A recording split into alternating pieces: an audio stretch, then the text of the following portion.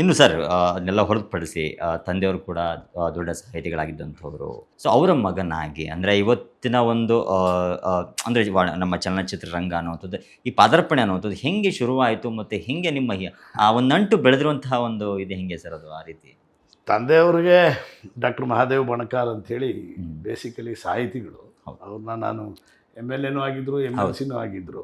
ರಾಜಕಾರಣಿ ಮಗ ಅಂತ ಹೇಳೋದಕ್ಕಿಂತ ಒಬ್ಬ ಸಾಹಿತಿಗಳ ಮಗ ಅಂತ ಹೇಳ್ಕೊಳ್ಳೋದು ಎಲ್ಲೋ ಒಂದು ಕಡೆ ನನಗೆ ಆತ್ಮಾಭಿಮಾನ ಮತ್ತು ಸಂತೋಷ ಸಿಗುತ್ತೆ ಅಂತ ನಾನು ಅಂದ್ಕೊಂಡಿದ್ದೀನಿ. ಮಾಂಗಲ್ಯ ಸಾಕ್ಷಿ ಅಂತ ಒಂದು ಸಿನಿಮಾನ ನಿರ್ಮಾಣ ಮಾಡಿದೆ 92-93. Super sir. ನಮ್ಮ ಆದಿತ್ಯ ಚಿಕ್ಕಣ್ಣ, ಅವತ್ತು ಬರೀ ಚಿಕ್ಕಣ್ಣ, ಇವತ್ತವರು ಆದಿತ್ಯ ಚಿಕ್ಕಣ್ಣ ಅಂಥೇಳಿ ಅವರ ನಿರ್ದೇಶನದಲ್ಲಿ ಅದೇ ಅಭಿಜಿತ್ತು ಶ್ರುತಿ ಸಕ್ಸಸ್ ಕಾಂಬಿನೇಷನ್ ಇತ್ತು. ಸೊ ಹೀಗಾಗಿ ಮತ್ತೆ ಜರ್ನಿ ಸ್ಟಾರ್ಟ್ ಮಾಡಿದೆ. ಆ ಸಿನಿಮಾ ಆ ಸೆಂಟ್ರಲ್ಲಿ ಸುಮಾರು ನಡೆದವು. ಅಷ್ಟೊತ್ತಿಗೆ SSLC ಫೇಲ್ ಆಗಿಬಿಟ್ಟಿದ್ದೆ. ಆವಾಗಲೇ ಹೌದು SSLC ಫೇಲ್ ಆಗಿದ್ದೆ. ಕವಿರತ್ನ ಕಾಳಿದಾಸ ಅನ್ನೋ ಒಂದು ಸಿನಿಮಾನ 16 ಸಾರಿ ನೋಡಿದ್ದೆ. 17ನೇ ಸಾರಿ ಸಿನಿಮಾ ನೋಡೋಕ್ಕೆ ನಮ್ಮ ತಾಯಿಯವ್ರನ್ನ ದುಡ್ಡು ಕೇಳಿದೆ. ಅವರು SSLC ಫೇಲ್ ಆಗಿ ಮನೇಲಿ ಕುಂತವ್ರಿಗೆಲ್ಲ ನಾನು ಸಿನಿಮಾಗೆ ದುಡ್ಡು ಕೊಡೋಕ್ಕಾಗಲ್ಲಪ್ಪ ಅಂತ ಬೈದರು.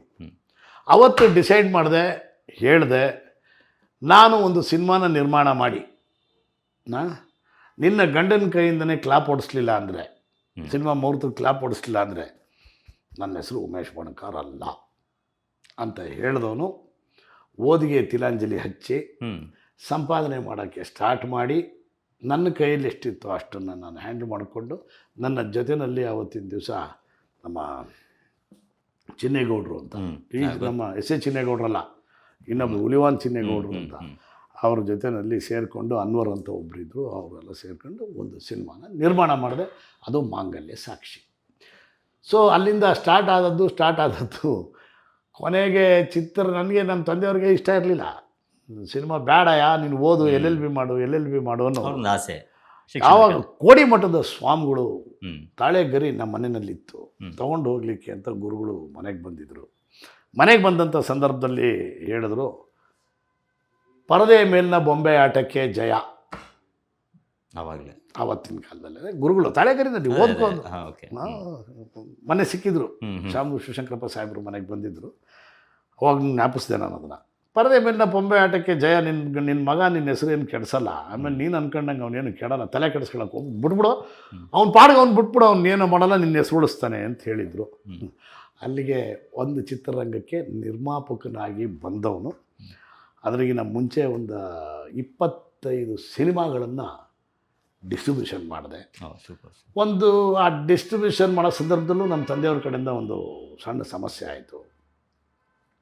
ಪೇಜರ್ ಇತ್ತು ಅವಾಗ. Call me back immediately Mahadev Banakar, ಏನು ಹತ್ತ ಸಾರಿ ಬಡ್ಕೊಂಡು ಏನಪ್ಪ ಅಂತ ಓದೆ ಶಾಸಕರ ಭವನಕ್ಕೆ. 259 ನಮ್ಮ ತಂದೆಯವ್ರದ್ದು ರೂಮು. MLC ಇದ್ದರು, XMLA ಇದ್ದರು. ಕನ್ನಡ ಕಾವಲು ಸಮಿತಿ ಪಾಟೀಲ್ ಪುಟ್ಟಪ್ಪನವರು ಅಧ್ಯಕ್ಷರಾಗಿದ್ದರು, ನಮ್ಮ ತಂದೆಯವರು ಮೆಂಬರ್ ಆಗಿದ್ದರು. ಓದೆ, ಏನು ರೀ ಪಜಿ ಭಾಳಷ್ಟು ಸರಿ ಹಿಂಗೆ ಮೆಸೇಜ್ ಮಾಡಿದ್ರಲ್ಲ, ಏನು ವಿಚಾರ ಅಂದೆ. ನಾವಿಲ್ಲಿ ಕನ್ನಡ ಮತ್ತು ಕಾವಲು ಸಮಿತಿಯಿಂದ 180 ಸುತ್ತೋಲೆಗಳನ್ನು ಹೊರಡಿಸೇವಿ, ಆಡಳಿತ ಭಾಷೆಯಾಗಿ ಕನ್ನಡ ಜಾರಿಗೆ ಬರಬೇಕು ಅಂತ.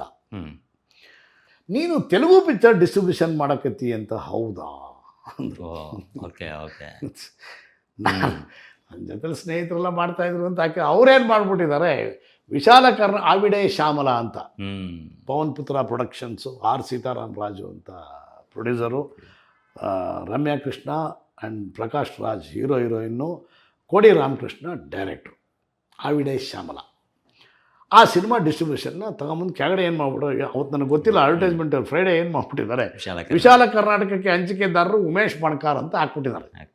ಯಾರು, ನನ್ನ ಇನ್ನೊಬ್ಬ ಕುಮಾರ್ ಅಂತ ನನ್ನ ಫ್ರೆಂಡ್.